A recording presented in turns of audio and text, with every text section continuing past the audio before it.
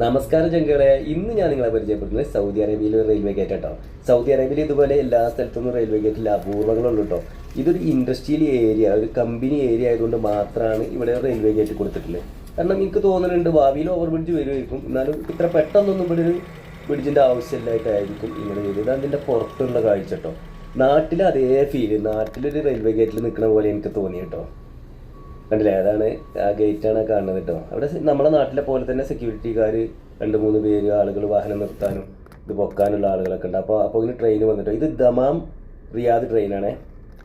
Dammam Riyadh ഇതേപോലത്തെ ഒരു train പോകുന്നുണ്ട്. അല്ലാതെ റിയാദിൽ മെട്രോ സ്റ്റേഷനും കാര്യങ്ങളും മെട്രോ പിന്നെ പാതകളൊക്കെ വേറുണ്ട് കേട്ടോ.